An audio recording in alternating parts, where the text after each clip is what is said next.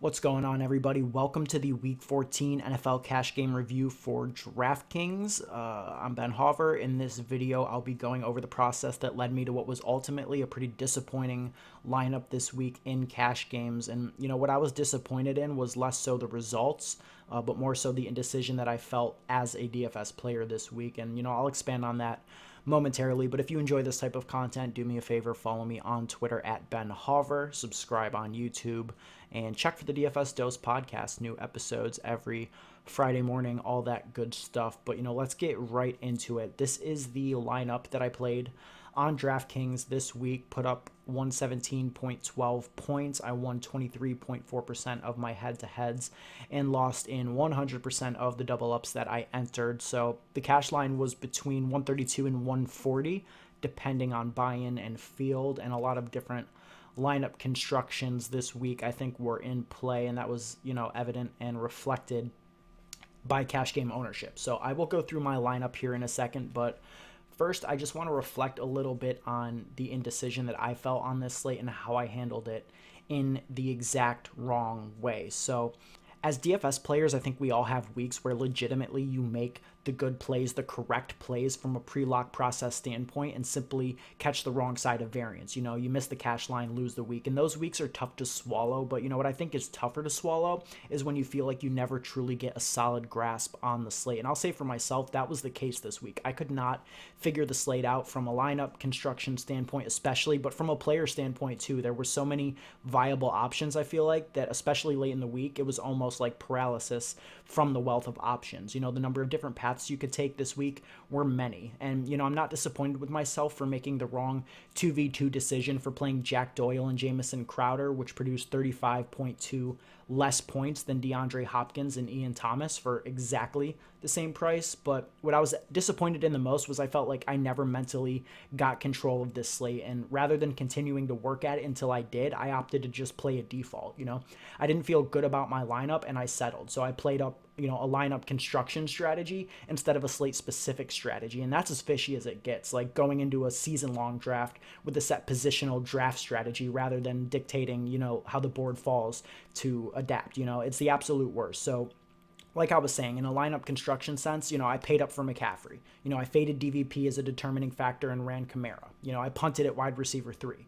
4.2 points from Paris Campbell instead of upgrading once Powell became, viable value. And because I never felt good about this slate, and because that's been a working build for me this season, I got complacent and it cost me. Like I said, only won 23.4% of my head-to-heads with a score of 117.12, and that honestly felt like running hot. But, the point of the soliloquy is that there are degrees to losses. We can't control the results. Sometimes variance is your friend, sometimes not, but we can control our process. And I think it's important to evaluate your process after a slate concludes. And if you had a bad process like I did on this week, take onus of that, accept it, and realize that lessons can be learned from it. Use it as inspiration to grind twice as hard the next week. And, that way, regardless of results, we can feel, good about, enacting positive change. And you do that enough times and it will lead to improvement as a player. I have no doubt in my mind about that. But yeah, so that's my rant. Getting into the lineup itself. At quarterback, I played Matt Ryan. He was not really a popular option in cash games, came in at under 2% in the massive $25 double up. And, I thought with the return of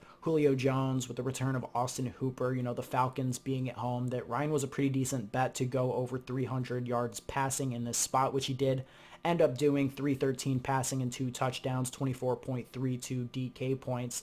He was $100 more than Deshaun Watson on the slate, who came in, about 11 times more owned in cash and put up 5.76 more points than Ryan. And, I think both were fine plays.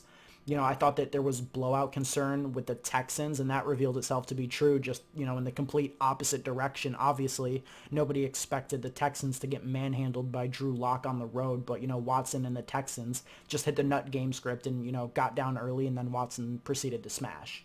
Sam Darnold, Lamar Jackson, Ryan Tannehill, these guys were all owned in cash as well. I think any of them would have been fine plays. Sam Darnold, we've got the concern of, if he's legit bad. Ryan Tannehill, the amount of attempts that he had was definitely a concern. And, as far as Lamar Jackson goes, he had a 7-game streak heading into the week of 26 DK points or more. And that came to an end against Buffalo. And, despite how well the Bills match up against the Ravens on paper, I would have been totally fine running Lamar Jackson in cash. He's a fantasy cheat code, and every single week is completely, an acceptable play. I don't think that he was super viable because of price, especially early in the week. But by the time we got to the weekend, this was one of the most, value-rich slates out there, I think. And, I would certainly not blame anyone for jamming Action Jackson in at 7.4. Now, talked about it a little bit at the top with running back, but, I was not concerned with DVP. I played Kamara. I thought that he was the best play on the slate when you took salary into account, 8 or more targets in 5 straight games coming into the week, and a solid share of the team's rushing attempts, and, being more due for touchdown progression than just about any other player in the entire league. Mike Williams out there somewhere side-eyeing that comment, but he finally scored. So yeah, you look at Kamara and just say that, he's got to be due soon. But, his touchdown drought extended itself to 8 games after yesterday's loss. And man, if you told me that New Orleans was going to put up 46 points in a home game with a total that ended above 90 and that Alvin Kamara would end with only 7.3 DraftKings points, I mean, I don't even know what I would do. Probably just, cry in my bathtub and scream to the heavens and ask God why. But shit happens, and, I'm really interested to see what his week 15 price will be. However, the Saints do play on Monday night, so it will not be a question for the main slate. I also played Christian McCaffrey and Bilal Powell, the 2 highest owned players in cash this week, and it turned out, that the actual good value play was in fact not dusty-ass Bilal Powell, but instead DeAndre Washington for the Raiders, who at min price put up the kind of numbers we were expecting from Powell. But, Powell was fine. He had 21 touches at 3.5K in an elite matchup. He was chalky as hell for good reason. And, for the price in this situation, I didn't really think that there was any way you could get around making that play in cash games. In fact, the Bell news came out early enough, I think midday Saturday. So I'm actually kind of surprised that he was as low owned as he was, as low owned as you can say for a player who's 65.2% owned and the massive $25 single entry double up. But still, chalkiest player on the slate. I can't believe that 35% of the field opted not to play him. That seems highly questionable. And as for Christian McCaffrey, what is there to say? I considered both Fournette and Gordon over him. I thought that both were superb plays, especially before the Powell value opened. But, Gordon, as consistent as his workload has been, he does have Austin Eckler to contend with, and we saw that materialize in, the most major way possible this week. And, Christian McCaffrey is never splitting work, so that's not a concern. Fournette's target share dropped back down to something a lot closer to his season average compared to the 11.5 targets he was inexplicably averaging in weeks 12 and 13. I thought he was a fine play, even a great play, but Christian McCaffrey's touchdown equity on his own team and his overall touchdown expectation is just so much higher.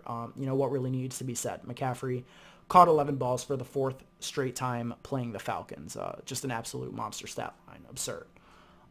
Moving on to wide receiver, this was the core of my failure this week along with tight end. But, I played Julian Edelman. I thought there was very little separating Edelman from guys like, DJ Moore and Devontae Parker, who were both within $200 of his price on DraftKings. In the end, it looked, I just kind of looked at it in 2 ways. One, I thought that the Patriots-Chief game had more shootout potential than either of those games. And, those were also both second-time division games, which have lower point expectations, just in and of itself. So I just, I liked Edelman quite a bit, and he was an easy play. He ended up working out, even if the game didn't actually end up being that high scoring.